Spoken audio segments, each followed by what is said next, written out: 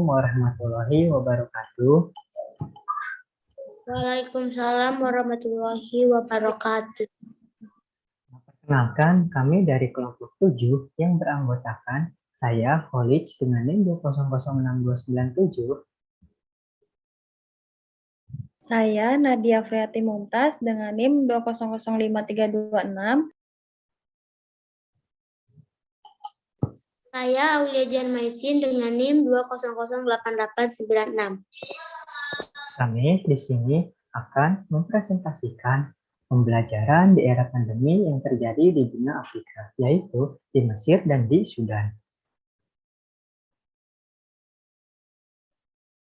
Seperti yang kita ketahui bahwa kasus COVID-19 ini sudah terjadi selama 1,5 tahun di seluruh dunia. Nah, kita hari ini akan membahas tentang pembelajaran selama COVID-19 yang ada di Mesir dan di Sudan. Materi yang pertama akan disampaikan oleh Saudari Aulia Jihan Maisin. Kepada Saudari Aulia Jihan Maisin, dipersilakan. Di kota Mesir, kini beberapa, terutama Universitas Amerika di Kairo, yang sudah memulai kuliah tatap muka. Setelah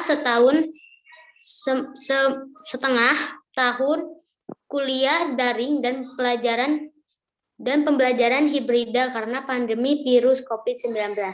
Universitas Amerika di Kairo adalah universitas pertama di Mesir yang menyambut mahasiswanya kembali ke kampus. Semua fasilitas AUC akan beroperasi dengan kapasitas penuh, termasuk asrama mahasiswa, perpustakaan, gedung olahraga, kafetaria, dan klinik.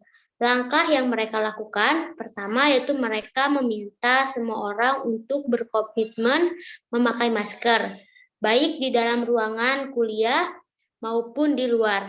Kedua, sekitar 80% mahasiswa, dosen, dan karyawan di universitas tersebut telah divaksinasi.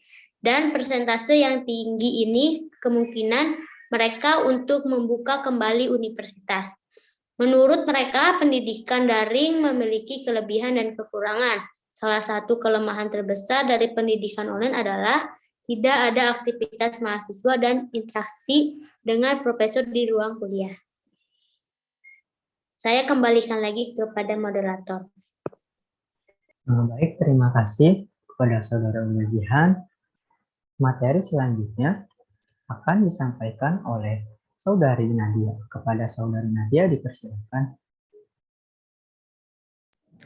Baik, di sini saya akan menjelaskan progres COVID-19 di Mesir, implikasinya terhadap pendidikan. Kebijakan akademik Universitas Al-Azhar juga dalam kaitannya dengan pendidikan melakukan langkah-langkah pembelajaran program bahasa Arab. Program S1 dan program S2 tetap dilaksanakan kegiatan pembelajarannya dengan pendekatan pembelajaran jarak jauh atau daring. Sedangkan untuk jenjang SMP atau SMA, di Al-Azhar seperti hanya sekolah umum diliburkan sejak tanggal 15 Maret dan tidak ada kelas atau pembelajaran jarak jauh. Kebijakan tentang ujian kenaikan kelas SMP dan SMA di Al-Azhar diganti dengan penugasan pembuatan makalah proyek penelitian atau ALBAT. Sedangkan untuk ujian kelas 3 SMA diadakan ujian berlangsung pada tanggal 22 Juni sampai 20 Juli 2020. Ujian tingkat 1, 2, dan 3, program sarjana diganti dengan pembuatan makalah proyek memberikan perpanjangan pengumpulan penugasan. Sementara itu, untuk tingkat 4, ujian dilakukan secara berlangsung atau konvensional sejak tanggal 4 Juli hingga akhir Juli 2020. 12 sampai 17 September 2020, ujian tulis mata kuliah Al-Quran, Takoluf, Al-Quran yang tertinggal untuk mahasiswa S1 tingkat 1, 2, dan 3, serta kelas 1 dan kelas 2 SMA Ma'had Al-Azhar, ujian mahasiswanya pasca sarjana dilaksanakan pada tanggal 8 Agustus hingga 24 Agustus 2020. Dan ujian munasokahnya dilakukan secara langsung, namun hanya boleh dihadiri oleh beberapa orang saja. Ini dilakukan menjelang new normal yang sebelum ditunda. Baik, saya kembalikan kepada moderator. Baik, terima kasih kepada Saudara Nadia. Nah, selanjutnya, materi selanjutnya akan disampaikan oleh saya. Kegiatan pembelajaran di Sudan. Sekolah-sekolah dasar dan menengah di Sudan Selatan telah dibuka kembali setelah lebih dari setahun ditutup sebagai upaya mengatasi penyebaran wabah COVID-19. Kepala Satuan Tugas Penanganan COVID-19 di Sudan Selatan, Hussein Abdel Bagi, mendorong guru untuk tetap memperlakukan pembatasan sosial dan mematuhi seluruh pedoman pencegahan yang telah diberikan ketika kembali ke ruang-ruang kelas.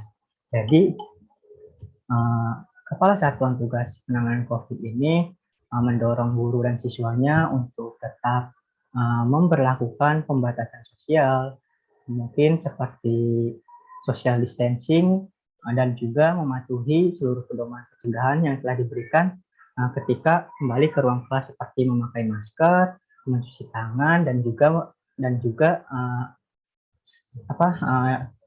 juga selalu menghindari berkerumun.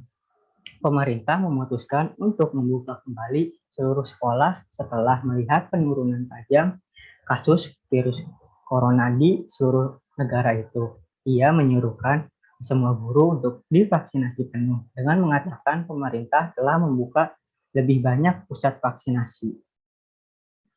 Selama beberapa bulan ke depan, pemerintah Sudan Selatan ini akan mengirimkan komite COVID-19 ke berbagai sekolah untuk mengkaji apakah guru-guru tetap mematuhi pedoman pencegahan COVID-19 ini yang telah diberikan dari Kementerian Pendidikan dilaksanakan dengan baik atau tidaknya. Nah, ini adalah gambaran sejumlah pelajar yang antri mendapatkan buku-buku pelajaran dan alat pembelajaran di Yamgyo, Sudan Selatan pada tanggal 12 Februari tahun 2019. Nah, baik, terima kasih. Mungkin sekian yang dapat kami sampaikan dari kelompok 7. Mohon maaf bila ada kekurangan atau kesalahan kata yang disengaja ataupun tidak disengaja. Billahi taufiq wal hidayah. Wassalamualaikum warahmatullahi wabarakatuh.